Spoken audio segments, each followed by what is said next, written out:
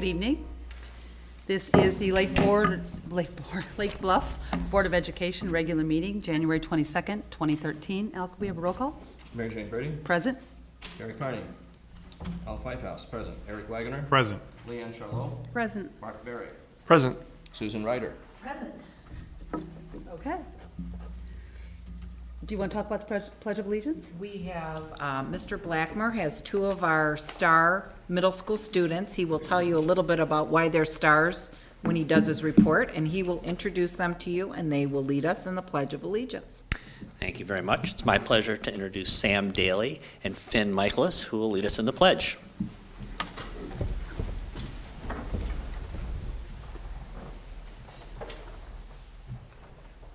I pledge allegiance to the flag of the United States of America and to the republic for which it stands, one nation, under God, indivisible, with liberty and justice for all. Thank you, Finn and Sam. Well, it's nice to have these two gentlemen here this evening, both of whom happen to be Boy Scouts, so they're not only representing Lake Bluff Middle School, but we'd like to think representing the Boy Scouts of America as well. One of them happens to be celebrating a birthday this evening, so thank you very much, Finn, and happy birthday. We're pleased that he's willing to spare a few of the a little bit of his time this evening on his birthday to come and talk with us just a little bit about their accomplishments.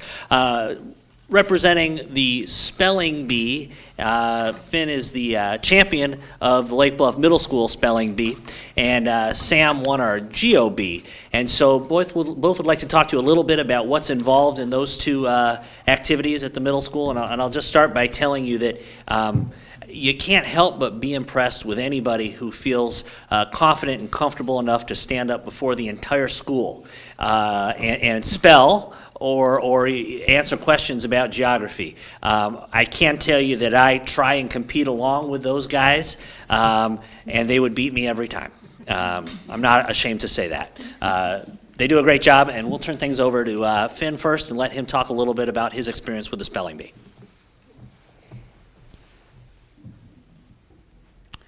So when they announced the spelling bee, what they were doing is they gave is in each LA class they allowed us to spell a set of words, and if you got those right, you proceed to semifinals, and then if you beat the semifinals, then you proceed to the finals with everyone from every grade that passed the semifinals, of course.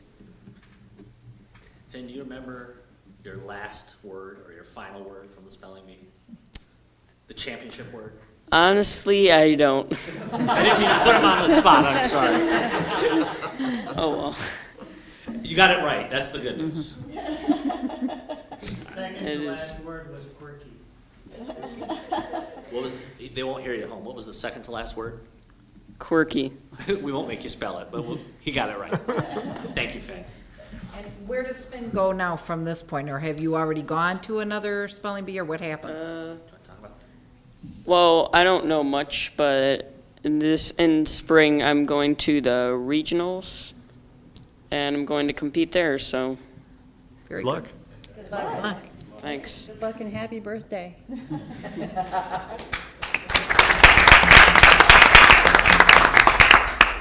And then, of course, our GOB champion, Sam Daly. Good evening. So similar to the spelling bee, there was preliminary rounds in the class, then grade rounds for anyone who was successful in the preliminary rounds, and then I moved on to the school round in front of everyone with 9 contestants.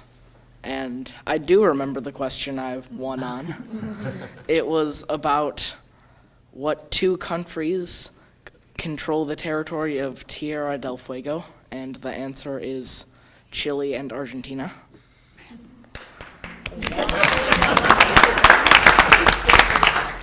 And after the school round, I got to take a test. That was my reward. And I actually took that test today. And if I'm successful in that test, hopefully, then I would be able to move on to the state rounds in Chicago. So I'm hoping that I do well in that test and get to move on even farther. Well, good luck. Sam, one question for you. Is this a new thing for your family, or is this something that your family is familiar with, this concept of the GOB? This is not new for my family. My brother over there has made it to the state round twice. So you could outdo him. He'll He's got a accomplish. shot. It's good. Got a shot. Got a shot. Thank you. Thank you, Sam. Great. Thank you, boys. Good luck.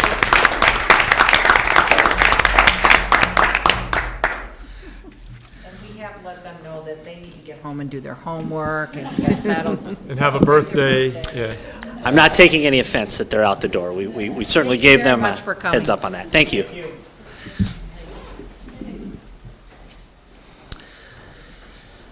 Well, that was the highlight of my report, but I'll continue on with the rest of it. I'll start by talking a little bit about some things that have gone on from both schools, and Shelley wasn't able to be here this evening, so she's going to allow me, she's actually emailed me with some things that I'll highlight from LBES. But I can start with some things that have been going on in both the buildings. As Dr. Sophie had emailed to all of the parents in the district earlier, we're going to be doing a lockdown drill on January 28th. That lockdown drill will start at elementary school, and that'll be done at 8:30 in the morning, and then we'll also do a lockdown drill at the middle school. Prior to that lockdown drill, we've been working closely with the Lake Bluff Police Department. We've reviewed all of our procedures. We've also reviewed all of those procedures again with the staff. I know that the Friday before, we're going to be reviewing those procedures again with our students. They'll be made aware of this drill again in advance, and just make sure that they know when and where with this drill. With drills going forward, we'll probably want to make those a little bit more authentic and not necessarily announce them to all of the kids in advance, but we wanted to make sure that everyone understood what was going on with the drills in advance. Cinderella is this year's musical at Lake Bluff Middle School. I think we mentioned that during the last board meeting. Workshops have begun, so too have auditions, and so we're beginning the process of getting Cinderella underway. And as long as I'm mentioning Cinderella, I should mention also that our mandatory parent meeting for those cast members that are cast in the musical is going to be Monday evening, February 4th at 7 o'clock. There'll be more information coming out about that as we pull the cast together. I also wanted to congratulate all of our basketball teams. We have an outstanding season. We had great representation at all of the conference tournaments that were held last week. I wanted to definitely highlight our 7th grade girls team. They placed second in the conference, and I was actually present for that game in Highland Park and was thoroughly impressed with their sportsmanship. The way that they were excited and celebrating their second place finish at the end of the game was just really cool. They huddled up together. They just did a great job at the end, and I've got lots of wonderful pictures with their trophy that we made sure to tweet out to everybody. So congratulations to the 7th grade girls team. We have parent-teacher conferences coming up on January 31st and February 1st. Those are student-led conferences, and our students will be present at those conferences. They're already beginning to prepare for those conferences, and the faculty meeting tomorrow afternoon is a time when our teachers will meet as teams and make sure that they've got all the information that would need to be shared with parents during those conferences as well. This coming Saturday, we have many staff who are going to be getting recertified in CPR and also trained again on the AED device that's kept in both of our buildings. That's going to be happening at the library, in our library at the middle school, so I'm looking forward to seeing many of our staff there. We bribe them with coffee and donuts, and they come running. Looking forward, I mentioned February 4th. That's the night of our meeting for the musical. We also are going to be working with those parents who are parents of 8th graders and might be working with the counselors. During the day and into the evening, our counselors from Lake Forest High School are coming over to meet with individual parents to help our 8th graders get ready for their transition to high school, and they'll actually have a schedule created for them and have a pretty good idea of what their day-to-day is going to look like as freshmen at Lake Forest High School if that's where they're going after they're done with us. So that meeting, those meetings have been set up for February 4th as well. Our Valentine's Day dance, well, it's not Valentine's Day, but it's our Valentine's dance, is going to be happening next Friday, February 8th. Wanted to make sure to mention that. Student council asked me to do so, so I'm fulfilling that obligation. Looking forward to it. And I wanted to talk a little bit about what Shelley had asked me to share with you. She mentioned that the January pause assembly was with Miss O. 5th graders modeled putting their best foot forward, sharing and explaining New Year's resolutions. The 5th grade students then sat with the classes that they escorted them from the pause assembly and listed the students' ideas for putting their best foot forward. As the 5th graders served as scribes in the writing process, and they posted these footprint-sized posters around the building. The feet are walking around LBES entryways and hallways. If you get the chance, check them out. In the past month, there have been curriculum meetings for both LBMS and LBES in foreign language, Bridges Math, English Language Arts, Words Their Way. And Joanne Trehanis has been keeping us up to date and helping us with all of those meetings. A reminder about the school board visit day at LBES on January 29th. Please let Dr. Sophie know if you're interested in attending and what you would like to see. Crisis plan process has been reviewed, and the lockdown practices held, as I mentioned, will be held on January 28th. So that's my message from Shelley this evening. Thank you very much. Thank you. Gene, on the school board day at the elementary school, do we all respond individually and just work out our own times that we go? Is that If how it you works? go through me, I will, working with Shelley to get it set up. Okay. So just go through me on what you're interested in, and we'll get you all set up and situated. A couple of you, I know Leanne, I think, is set up already, Al's set up already, and I don't remember setting anybody else up, so just tell me what you're interested in, we'll get your time. MJ, you're set up too, I'm sorry, so. Okay. Great. Anything else? All right. We have PTO report, and I see that tonight we have Ann Stewart. Good evening, Ann. Kate is on her way back from out of town.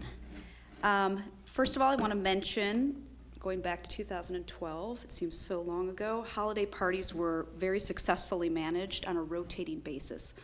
Something new, where teachers were able to pick whenever they wanted their holiday party to take place, being early in the morning, late in the afternoon, whatever. It worked out really nicely. The flow of parents coming in, it was more easy for Alice Wagoner to manage the whole process of getting parents in, and also parking issues were not a problem. There's a 5th grade ice skating party at Glacier Ice Arena in Vernon Hills, January 27th. Jen Hardy has been arranging that, so thanks to her. She's our social planner this year. Kindergarten students enjoyed their first visit from Jim Gill, who entertains children with music focused on literacy, and that went over very well. The final Lake County Forest Preserves in-school program was held. First graders enjoyed Woodland Stories, hosted by the Discovery Museum. And in terms of book fair, we continue to purchase books. I think we mentioned this at the last meeting. We brought in a lot of scholastic dollars at LBES from the book fair this past year, and from that money that we raised, we've decided to buy a book for every student K through 8. We are working very nicely with Lake Forest Bookstore. They're helping basically me come up with some really good book ideas for some of the classrooms that don't have exact titles. So we are in the process of getting all that taken care of. We've purchased books already for 1st, 2nd, 4th, 5th multi-age, and 5th grades, and we're working on, I guess that's second we've purchased for kindergarten, and 3rd. LBMS, PTO purchased new microphones for the middle school that will be enjoyed by in the Cinderella musical on April 19th and 20th. Hopefully everyone can make it. And the last thing is Kate has been working very hard on creating a family science night. It will be held at LBES February 21st from 6:30 to 8:30, LBMS from February 27th, 7 to 9 p.m. And what's really exciting is we have some parents from the Rosalind Franklin School of Medicine who are sort of spearheading this, along with some other parents. LFHS science teachers are helping out, and also some science teachers from LBMS. So we look forward to having that. That is it. Thank you. Thanks for all your support of our schools and kids. We appreciate it. Just a couple quick items, and then we're going to talk about the handouts that I'm just passing out now, so we're in alignment with our policy. As you know, as I've copied you, two big state announcements. One is on the 5 Essentials survey. We did receive the parent communication kit, staff communication kit, kid permission slips. And so we're actually setting aside a part on our website, so all the information will be there February and March. I am briefly going to go through that today in the presentation and just hit some of the highlights. Shortly after that email came out, we received another email from the state board on ISAT scores, the cut scores going up, which impacts scores statewide, and really we'll be seeing somewhat of a decrease because the test will be more rigorous. I happened to log into the information that the state had sent on that and found a couple dead links, and the parent letter was the staff letter and vice versa. Emailed the state, they thanked me for that piece, and shortly after that we determined that the information sent on 5 Essentials also had a dead link in it. So we're trying to go through this mandated state information and get updated and correct information to our parents. So just know we're on top of it, but we'll learn that we have to go through everything prior to putting it up on our website. As you can see, and Nate was here at the last board meeting as we discussed our board policy, and one of our board policies is that anytime kids go out of state or within so many miles, they need to have board approval. And it's something we've all agreed on, is that if there's any way we can discuss it prior to vote, we will do that. The only way we can do that is to discuss it tonight and vote at the committee of the whole meeting, which is what we're gonna have to do in this case, so you have a little bit of time. So I would have gotten this to you earlier, but Nate was playing around with buses and costs and everything else that's associated with a trip. But if you can see through the paperwork, this is typically what I give board members, so they can see the flyer, see the costs. And I'm not sure if all of you are aware that this trip goes on every year. It's certainly not something that I've seen in other districts, but I also think it's a great bonding experience for the kids. So we will be looking at bringing this to you in a motion to approve the school going to this, but I wanted to bring it to you ahead of time prior to the vote. Anybody have any questions on that? How many years back does this go? I know at least since my son was in 6th grade, a long time ago. Well, I've chaperoned the trip every year I've been here, so at least until 2000. So at least the last 13 years. I'm not sure beyond that. So we have a lot of experience with it. Yes. Quite a few staff go along too, don't they? Yeah, it's all staff chaperones. We usually take about 10, and we limit the number of students to 100, though we don't always hit the maximum number. I think we had 75 last year, though.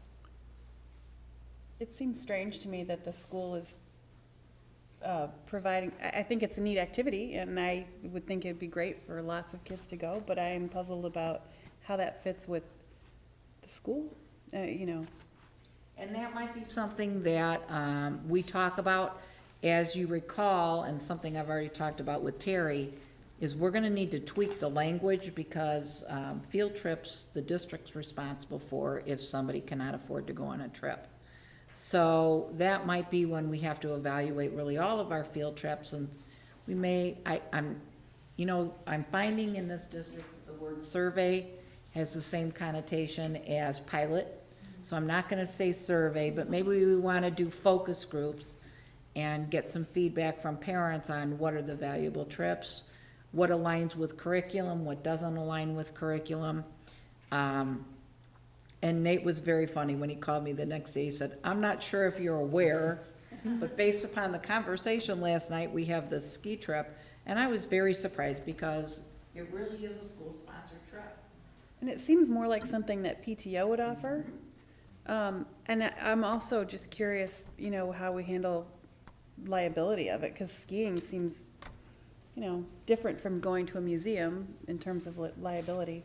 Well, and that was something I looked on here too, because I didn't see anything on the field trip as far as a disclaimer on if one of the kids has a broken leg. So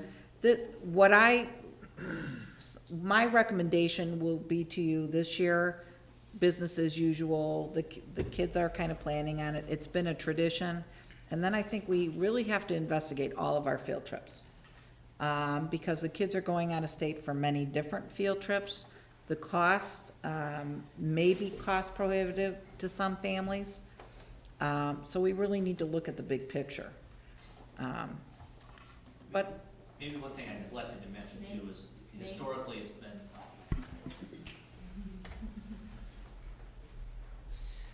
historically it is a student council sponsored trip where they come up with the idea of, well, originally it was a student council sponsored trip where they got this idea and wanted to just do something purely recreational, purely social to get kids together who are interested in skiing and snowboarding. So your point is well made. It is certain, we make no qualms about it. It's a fun recreational type of thing that's done on a Friday night. And the student council helps put it all together. we'll work through that. Yeah. Any other questions? Does anybody see any problem with putting this on the cow agenda to vote on at the next meeting? Just so that they can go on their trip? Okay. Moving right along in my notes, and there's just a couple quick ones. I did send you in an email all the documents you need for my evaluation, so you should have received that.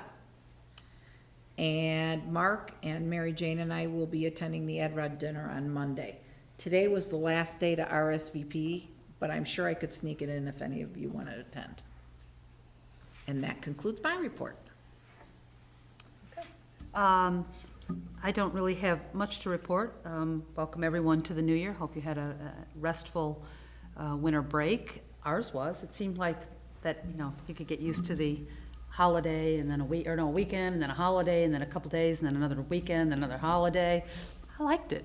And the only other thing that I wanted to mention is that our strategic planning data gathering has come to a close, and we're soon going to be getting some information and working with that information over this next month or so. So we do have Bill Melsheimer here who's going to give us an update this evening. So that's all I have. Next is communications and questions from visitors. It would appear there are none. Then we're gonna head right into just a couple notes on the 5 essentials. If you turn in your presentations to page 13, I'm just gonna go from 13 till about 28 and highlight a couple of those. This survey was developed with it's UIC and their consortium, and it really focuses on school districts' 5 major, what they call measures. And those are effective leaders, collaborative teachers, ambitious instruction, supportive environment, and involved families. And so basically they're really trying to get to these measures to find out how we measure those as we self-assess, because what they found out that schools that are strong in these particular areas are 10 times more likely to improve substantially compared to schools weak on these essentials. So they're talking about student achievement, and they will actually be aligning this to both the ISAT and then the park in coming years. If you turn to page 16, I thought this was interesting because it was very different than what they told us at the state level. Here they're saying that the teachers, Can I ask a yes, question first? yes. Sorry for interrupting. On that last point you're making, they correlated the success in those measures to improvement in student test scores in ISATs, And ISAT math and reading areas. which is going away. Correct, but it wasn't necessarily ISATs because they've tested it in other states. Okay. So it was There's other their tests- state measures. Okay. So here on page 16, they talk about, for students and teachers, it's about 15 to 30 minutes. Students 6th, 7th, and 8th grade in our district will be taking it. And the state materials really talk more about anywhere from 10 to 20 minutes. Some of the things I thought were interesting on page 17, the survey is going to ask teachers questions like, have they been able to have opportunities to work productively with teachers from other schools and other school districts? Do we include enough time to think about, try, and evaluate new ideas? Is our professional development coherent and focused on short term? Is it unrelated or related to our goals? Do we give teachers opportunities to work productively with their colleagues in the school?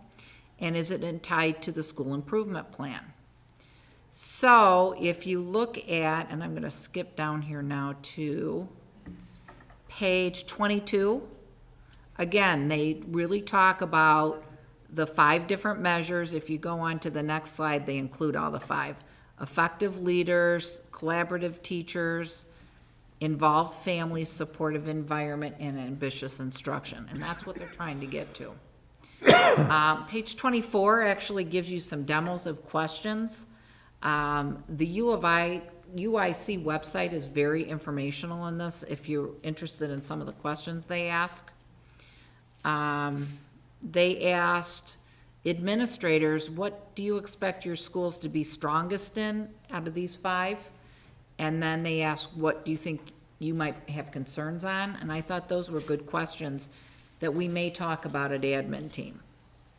27, I think, is pretty important because everybody is willing to fill out the surveys, even though parents have been pretty honest with me that they've been busy between the village survey and our strategic planning survey and other surveys that we've done. They're surveyed out. But this is a mandated survey, and so parents will fill it out. They've told me they will, but they want to know what it's going to be used for. And my answer can only be from the materials the state's given us because they really haven't involved us in any of the decision-making for this. So if you look at this, the survey will be used by the State Board for School Improvement Planning. So I would gather that they'll take all of our feedback, and if we're all short on strong instruction, then they'll give us professional development opportunities in that particular area. It may be used by districts for principal evaluation. So that's something, if a principal opts, they can use that. The survey will not be used for identifying respondents. So if someone comes on here and just blasts something in the district or a teacher, I know they'll pull the names, but they're not going to identify respondents, and all the information goes to UIC, so we won't know that. The survey is going to be used by the State Board for providing a more robust picture of school performance on report card. That report card that goes out in the fall that is really going to be beautiful. It's going to have all these pretty colors. Then it's going to have all our information from the survey on it, from students, staff, parents, supposedly to give us a better picture of the district. The survey may be used by districts for accountability. It will not be used for personnel decisions. So you need to know that. Page 26 talks about why we're doing this. The new teacher evaluation laws, both para and Senate Bill 7, requires that we've got feedback to principals on the instructional environment within a school. We've got to have feedback at minimum from students in grades 6 through 12 on the instructional environment. And the revised report card statute requires 2 or more indicators from any school climate survey. So all of these are laws that were passed that required the adoption of something from our state for the survey. And that's pretty much it. Lots of information online. We will provide even more information as we get it. Right now, we're just waiting for the links from the state to come live to us. Those will go out to parents in an Alert Now email. They'll go out to staff in Alert Now email. The staff is taking it at a faculty meeting, and then students are taking it. Nate, when did we decide they're gonna take it? Students?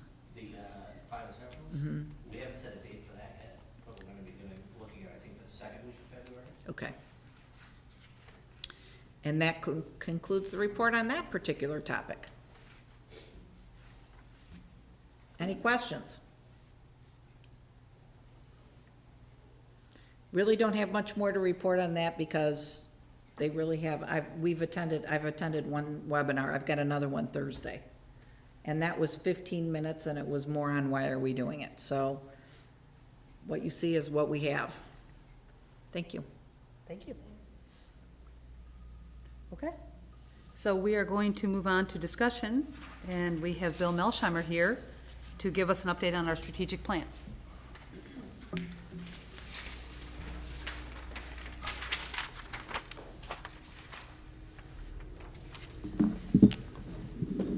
Good evening, everyone. Hey, Bill?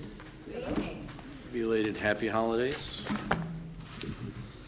According to my iPhone, it's going to be a balmy 23 tomorrow. So I know that may keep you up all night in anticipation. You have a one-page handout, and I'd like to take you through the numbers related to the survey information. As you can see, 135 employees were, questionnaires were distributed. On December 18th, 68 had been returned. As of the due date, which was extended to January 6th, it moved up to 116, so 50% to 86%. Parents, 533 questionnaires were distributed, 200 at the December 18th date, and that moved up to 279, from 38% to 52%. So whatever you did to beat the bushes, it worked. It worked. And the response rates then are very good, Gina was telling me. Yes. So, Community members. On the way up here, I was in another district most of the day, and I received a text, and I want you to know that I didn't look at it or respond to it until I got to a red light. One of the researchers caught an error in the original calculations. There were some parent survey numbers that were commingled with the community member numbers. So that number is not 177, but it's 122. So if you'd make that correction. because they were counted in both places. Yes. Okay. Just to let you know that, Can I ask a question? yes, How many households, do we have any idea how many households are in our town? You would expect one response per household, maybe from community members I'm outside not of the sure the parents? number of households in your district. What did Drew Irwin say about the branding survey? They wanted to have how many responses? Do you remember what he said? I wanted to say 160. I think I wrote that down. No, I don't recall. Okay. Moving on to the strategic planning process. We're in the midst of analyzing and synthesizing all the data, and we have a couple meetings bringing all the players together next week to finalize as best we can both the rough draft of the strategic plan as well as all the supporting evidence, supporting evidence document. And our goal is to get that into Dr. Sophie's hands at least a week before the presentation, which will be February 26th. And then she in turn can pass it on to you for review in preparation for the meeting on February 26th.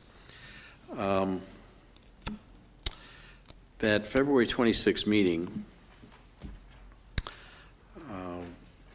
we're going to facilitate a process so that we will focus on mission, vision, guiding principles, and strategic goals.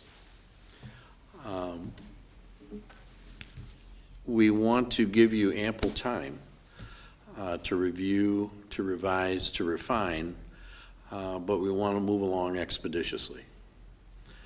I can remember as a very young boy helping my father with a project, and he stopped me in the middle of the project and said, "You're doing a really nice job. I'm really proud of you, but let's not make a career of it." So we want to give you ample time, but we don't want to make a career of it. We want to move along. So brevity and expedience could be the operative words of the day.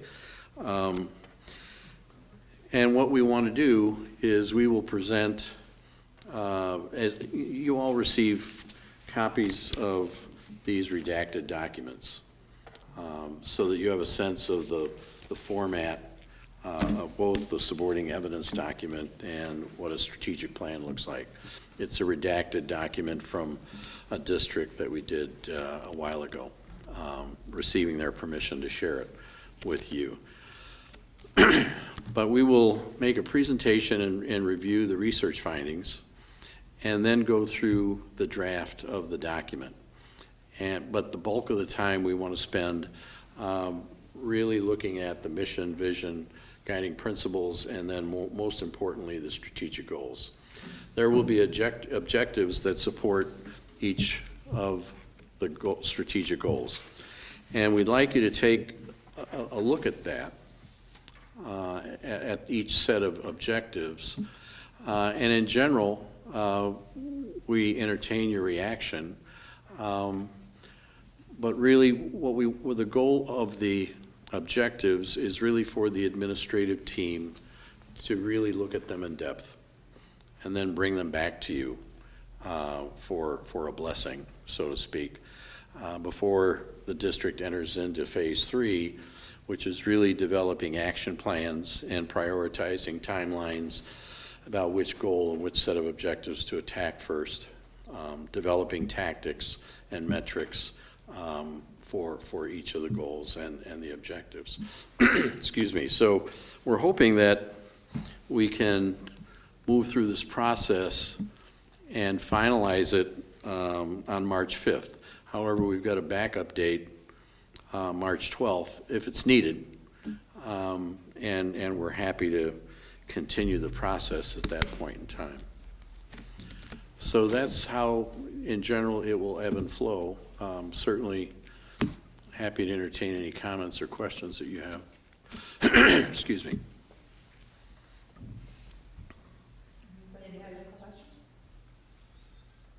It was really helpful to get the, for me anyways, to get the redacted strat plans from other districts that you did. That answered a lot of my questions right there. I was having trouble crystallizing where we were going with all this, Sure. but so that was good. I think it's helpful for everybody to see that. Excuse me, what we try to do in each of the strategic plans is when we lay out all the research findings, be they global or topical, at the bottom, as you probably have seen, we identify the source of the evidence, be it the survey, be it focus groups, be it board interviews, to back up and support our narrative. I'm sorry, Jean, go ahead. Bill, who comes out, who will be working with us on this? Gina Semenek, who's our Vice President for Service Delivery, and I will co-facilitate. And then we'll have one of our research assistants, if we can get computerized, and she will make any changes or revisions on the spot. Oh, I like that. And then we'll take it back, clean it up, and send you a semi-final copy, so to speak. So we'll always be working from a clean copy that's captured the Right. thoughts of the board. Right, and if there's any wordsmithing or revisions that you all want to make, if there's some goals that need to be modified, or if some objectives need to be added or deleted or whatever, we can do it on the spot. So it'll be a working session. Very exciting. Pardon? Very exciting. We're looking forward to it. Well, we're excited. We're excited for you. And all the interactions that we've had with all the constituency groups have been very positive. People have been very forthright and forthcoming. The 30 folks who showed up for the local governmental breakfast that we had, they were very, very energetic, very positive contributors. I mean, we had people from the village, park, library, from the high school, some clergy, well, you know, because you made those selections. And they were, it was a very active group, a very animated group, very positive group. So. Thank you. Any other questions? I had one, Jane, you had some? To answer Mark's question about the number of households, according to the 2010 census, there's 2,832 households in Lake Bluff District 65 boundaries. 832. we had a special session for the concerned taxpayers. And at the end, two of them came up and said, you did a very nice job with a cranky group of people. So, and they were very helpful, and they were a lot of fun. So it was, a good time was had by all, I hope. So anyway, thank you. Thank you very much. And I'm glad our response rates went up over that 2-week time period, because I like it. I mean, 86% of staff is very, very good. And 50% of parents, I think that's wonderful. So, Nicely done. thank you, Bill. You're welcome. Next is tri-board meeting. And we went to our second tri-board meeting, and Mark and Mary Jane are gonna report out on that for us. We hosted this meeting at the Lake Bluff Elementary School Conference Room. The Park District was represented, the village was represented, and we were there. And it was a very good Lake meeting. Forester was there? Yeah, the Lake Forester did cover it, and there was an article that talked about the meeting and about us being together and being able to share information. It is a meeting where no decisions are made. It really is about updating and letting the three groups know what's sort of on the front burners for the other two groups and what's going on with various projects and things. So it's very helpful, I think, for all of us to be able to share the information. Mark has some additional information, too. He met with Ron Salsky afterwards, and he's just going to give us a brief update on they finished a strategic plan not long ago, and this was a specific. Their capital planning portion of it. You want me to do that now? Yeah, you can do it now. Okay. Okay. It first came up in the tri-board meeting. Ron pulled out this giant 3-ring binder, actually two of them that was together about that high. One was an addendum to the first. And it got me intrigued when he briefly talked about it. Was their capital planning tool for the way they are looking forward to the next 20 years and managing all their assets. So I asked if we could meet together, and Ron sat with me last week, and we talked for like an hour.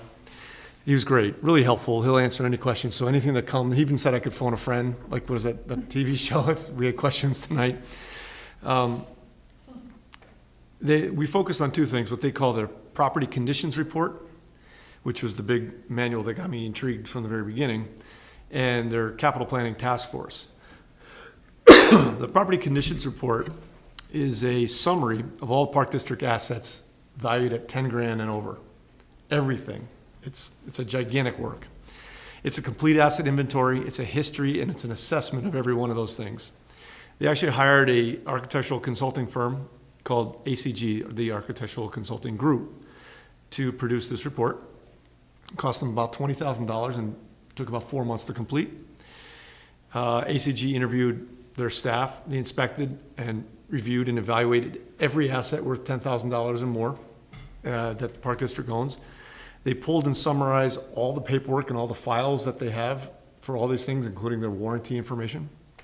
They had everything inspected, everything that was out of their area of expertise, like lawn mowers and things that they use for the golf course. They recommended that specialists come in and assess.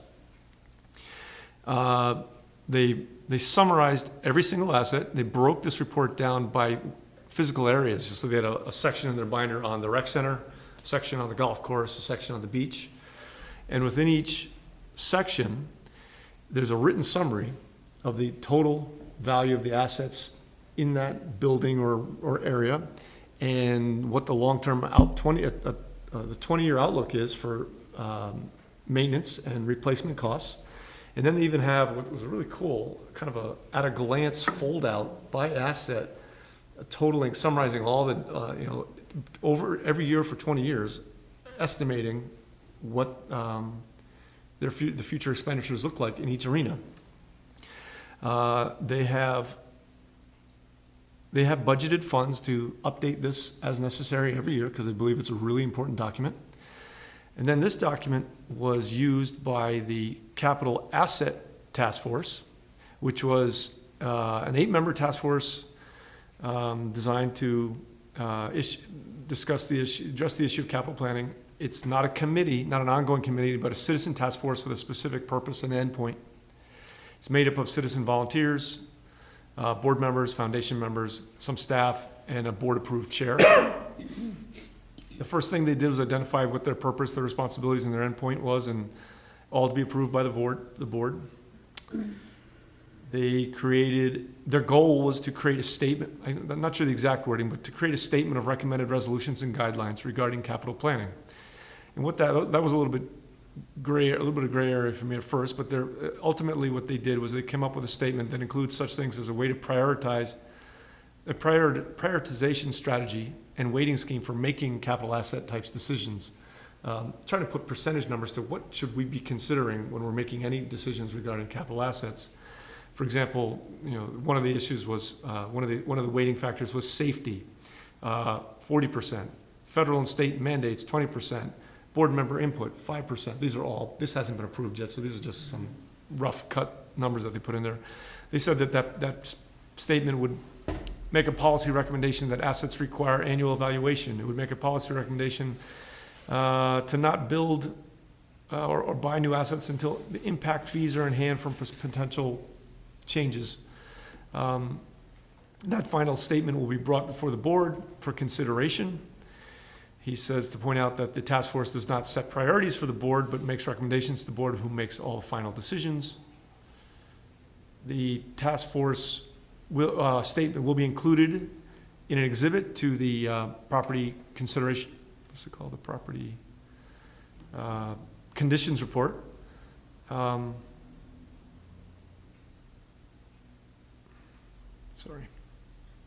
One of the really useful things that came out of the task force was they were able to put together a spreadsheet, a modeling spreadsheet, where they combined the property conditions report, every single asset, and they put it all into a Excel spreadsheet, and they're able to model what if scenarios to look at the 20-year costs of things they really need versus the things they really want. And so they can look at different expenditure scenarios over the long run. And if they really go with what they want, they're looking at needing like an additional $12 million on top of their existing budget over 20 years. But if they pare it down to what they absolutely have to keep moving, they're looking at $3.5 million. So it was a great what-if kind of modeling tool that said if somebody wanted to make a change, they could plug it in and instantly. It reminded me of something you were talking about that we were going to be creating for us in the future with regard to. One of the things that I know We have some of this material. It just doesn't look exactly the way you saw And it. they did too. They had some of it and some of it in different places, but they said what was really great was hiring this company that put it all together in one place so that a committee and task force could then really make something out of it. Ron said that going forward, he'd be glad to come and present to us at a meeting if we wanted more information about, after they've approved it all in their March meeting, I think is when they approve this stuff.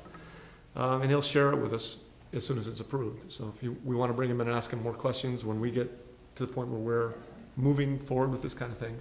I just thought it was a really great starting point. I hate reinventing the wheel when somebody's already done something that is a potentially viable tool, and learning from other groups and their mistakes and their successes, I think is really useful. So it was useful. I think when you look at Bill's presentation this evening, after the strategic plan is approved at the end of March, we're gonna be moving into the specific matrices, the specific targets, everything. And that's when we're gonna be looking at community-type committees, what you want those to look like, if we have them. Are they gonna be board committees? Facilities is always, it's either wrapped up in finance or its own. But a lot of the decision-making that they have built into their scenarios, the strategic plan will kind of lay out for us for the next few years. But in any good decision-making with strategic planning, having it laid out, if this happens, then we do this. You have to have that built in somewhere. And we've been very fortunate here, but I know in my former district, we would always say, well, if the boiler goes, then we're gonna be foregoing X, Y, Z, because the boiler has to come first. I think our boiler was older than me, which is old. And So, even though we can't have a crystal ball and know exactly what these expenses are gonna be, to be able to put some guesstimates to these things makes us much wiser in our planning, I think, going forward. And to be able to play these what-if scenarios, you know, to pare it down to our absolutely must-haves versus wouldn't it be great if we had, and look at the range of expenses. I just think it's a smart way to go. one of the things I really like about the tri-board is that it really, as both Mary Jane and Mark shared, it kind of lets us fill everybody in on what we're all doing. But it also, in the future, will prevent us from duplicating services. We get good ideas from each other. We did set at this agenda two main things that came from this, from my part, the planning part of me. Number one, we set meetings for 3 times a year. January will be hosted by the school district. May will be hosted by the park district. And what was the last one? November. November will be village, so we have those. So we're gonna put those on our board calendar, so Liz, make a note, we'll have to add those to ours. The other thing that came about was that the village has passed this tri-board agreement, saying that it's not a decision-making entity, but recognizing that it's it's more, to me, it looked more like a resolution, but it is a legal document. So Drew passed that on to me and to Ron. I am having Terry review it, and I think all of us, all 3 entities decided that's something we should be passing. So, I will be bringing that to you when I get that back from our legal counsel, because it is an important document. As you know, with board elections, the 2 people that represent us may change. I thought it was interesting, the pictures that the Lake Forester got, because I finally wound up tuning them out. And my oldest said to me, "Gee, Mom, how come every picture you're taking, you always have your mouth open, you're talking?" So I'm thinking, well, you know, once again, that's reaffirmed for my son. But I will tell you that I really feel that they're very beneficial meetings. And as the money in Illinois is as tight as it is, with small districts and small villages like this, working together is going to keep us existent. And I'd like to believe that in the future, we could be trend-setting and a role model for other communities like this. So I felt it was a great use of our time. Yeah, who knows what you're gonna learn at those meetings, because we share what's going on, and there might be something beneficial that, It was very good, so, Gene, since it's a non-decision-making body, and necessarily so, what's the purpose of the document? You know, I wasn't quite sure either, which is why I sent it to Terry, so she could tell me, why would we need to do this? And if so, does it need to be rewritten for us? The village has it in their minutes that they've approved it, the park district and the school district did not. So, she's reviewing it for us and she'll get back to it, but that was my initial question when I looked at it, because it looked to me like more of a motion. But I want her to review it for us and get back to me exactly what the advantage would be. So that's a good question. Idea to formalize it and make it something we are, I don't know if it's a policy, but something we just are required to do.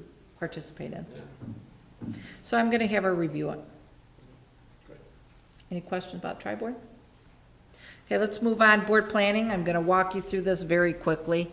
At the end of, actually at every business meeting every month, just like at our admin team meetings, we're gonna review the board calendar, and Liz will take notes so that our board calendar, as we make decisions, reflects the decisions we make. So for instance, on here, we've got review student fees and building usage fees in January. I'm specifically on, it looks like page 36 of the document. Jane and I had talked, and we really need to review student fees in January because we've got kindergarten registration in February. We will be bringing those fees for discussion for you in February this year, but in the future, I'd like to move all of the student fees and building usage fees to January, because if we ever had to raise our building usage for outside groups, January is a good time to discuss that also, so that people have plenty of time to plan.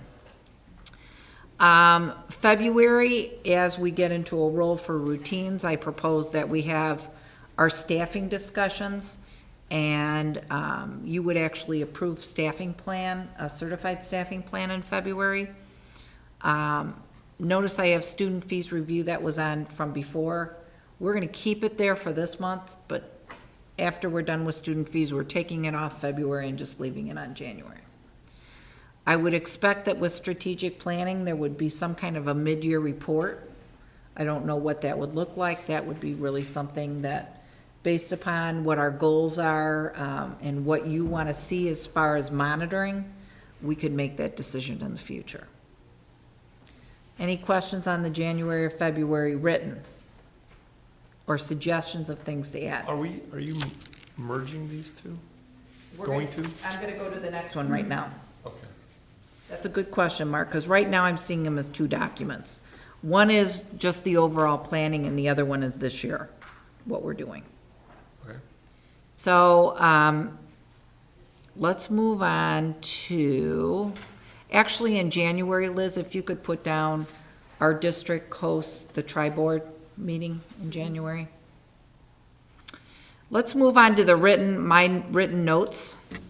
And these are specific this year to added meetings for strategic planning. They're specific to my evaluation this year. So all of it's gonna depend on what we wanna incorporate into the planning calendar after going through this one cycle. Mark, does that answer your question as we go through it? So really, the written is for this year. Yeah. And whatever we wanna translate back into the board planning calendar, we can. Then I do have a question about the board planning calendar. Okay, On the last one, we had, under January, we had a community forum listed, and a state of the district thing listed. that's something, as I just said, I think we're gonna wait and see how that comes out with strategic planning. We could put it in as a question mark, but I see some form of mid-year reporting in January that needs to be there. I think it's a good idea to have it as a reminder. So maybe if you just wanna put it in, and in parentheses, we could put, in alignment with strategic plan. All right, written. And there was no way to type this in, otherwise I would have typed, because my writing's not easy to read. But, so, send the self-evaluation. When Mary Jane and I were playing with these dates based upon feedback from both Leanne and Mark, We had decided on the 25th, and somehow I never got it moved to the 25th, but you got it early because I sent it to you this afternoon. Tonight's meeting, we had a business meeting, you had an exec session on superintendent evaluation, and again, we're reviewing the board planning calendar. If you move to February, you'll notice February 3rd, the board needs to turn in their completed evaluations to MJ by 10 p.m. on the 3rd. This calendar was done prior to setting up our February 6th staffing meeting. So you want to make a note to yourself that February 6th, we have a 6 to 8 o'clock staffing meeting at the middle school in the library. On the 10th, MJ will have all the evaluation compiled and we'll email it to all of you as board members. Please do not reply all to her, and you're going to need to send them individually. On February 12th, at the Committee of the Whole meeting, we're going to have an outdoor classroom presentation. Joanne's going to update you on the curriculum cycle. We're going to talk about fees and safety, possible summer projects with safety. And in exec session, you will be meeting to talk about superintendent evaluation, possibly staffing. I doubt it. I'm hoping to get that all done February 6th. February 6th meeting will be executive session because it will involve specific personnel. At the 26th meeting, our business meeting, we'll have the full strategic planning report. We will vote on fees and the staffing plan.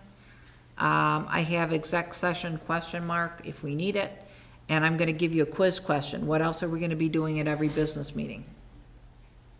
Reviewing policy. No, but close. What else did we just say?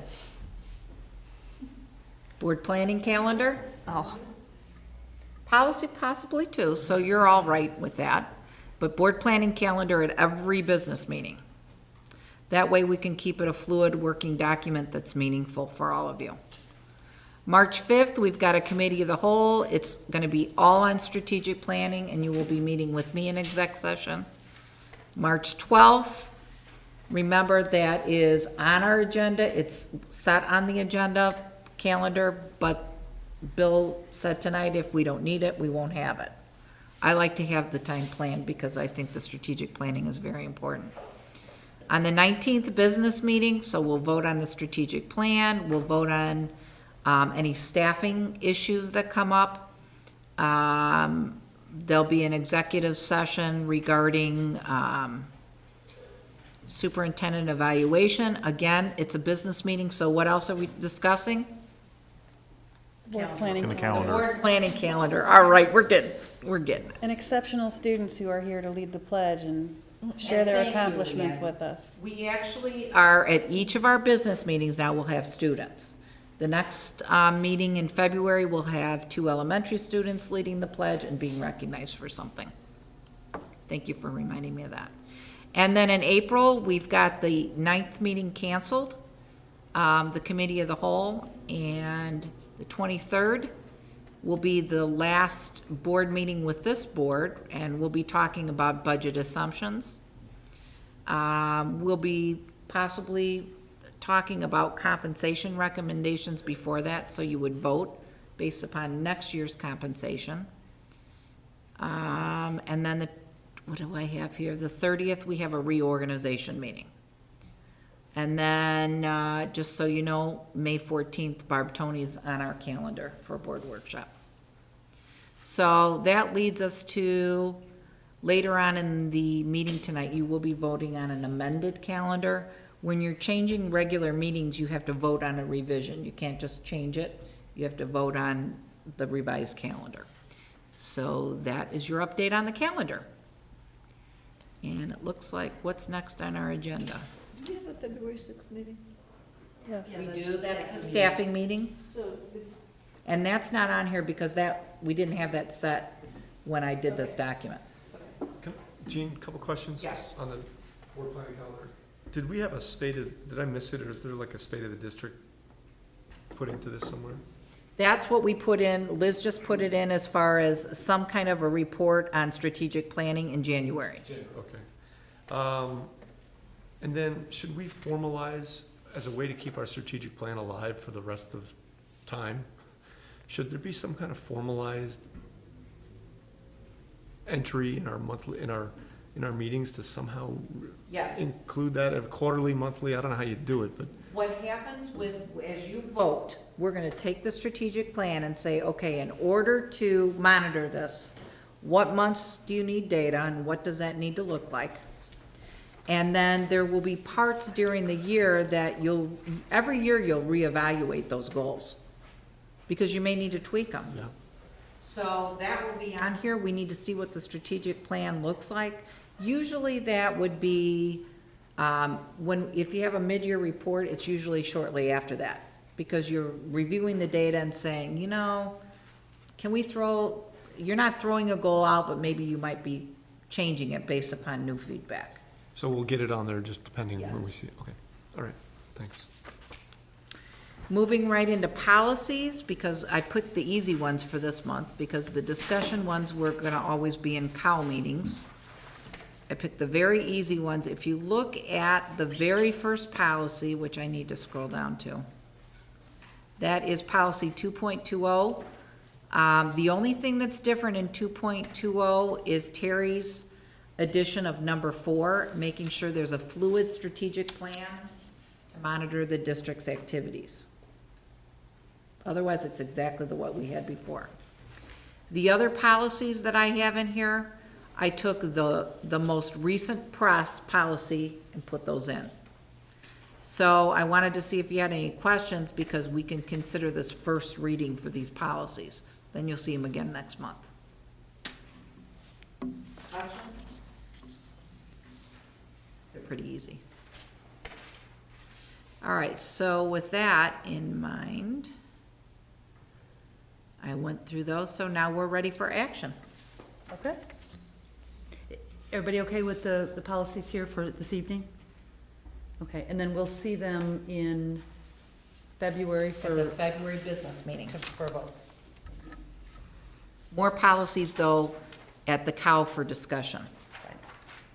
Okay, action. Our first action item is personnel recommendations. Could I have a motion that the Board of Education approves the personnel recommendations as per the attachment? So moved. Second. Second, okay. And those personnel recommendations are 2, leave of absence for maternity. Any discussion or questions?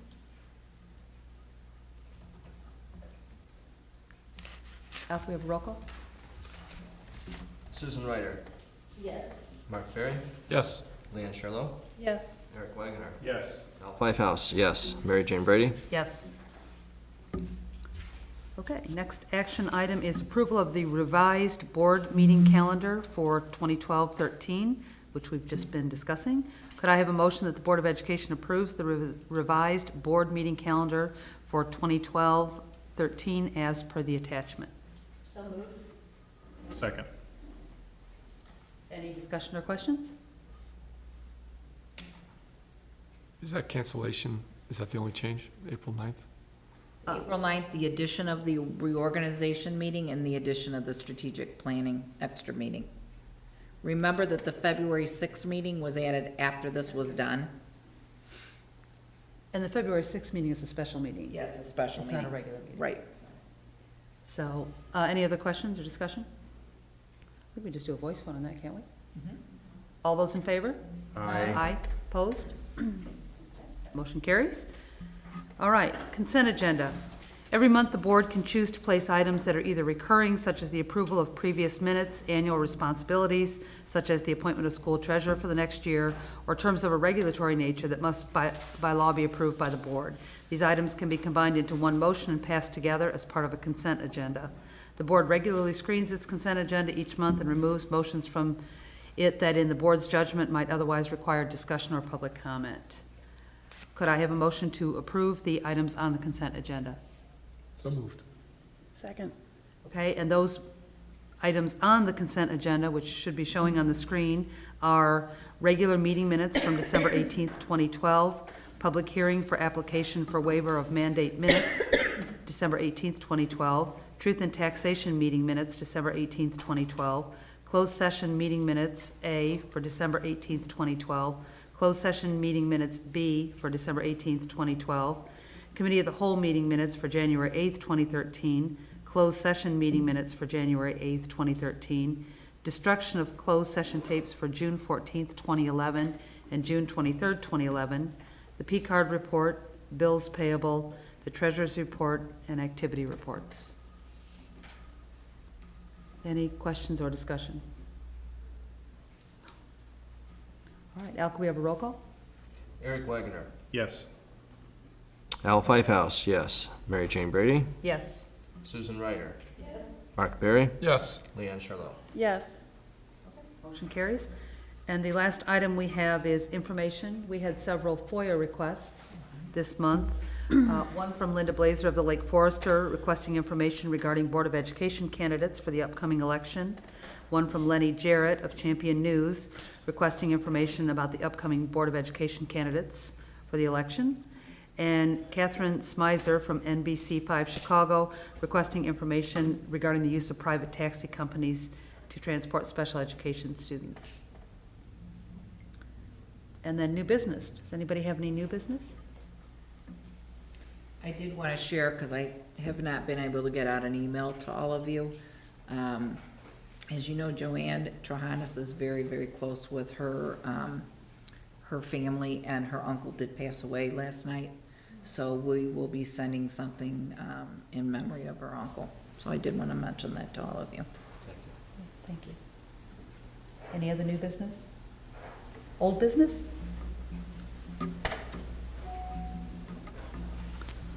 Okay. Could I have a motion to adjourn? Second. All those in favor? Aye. Opposed? Meeting adjourned.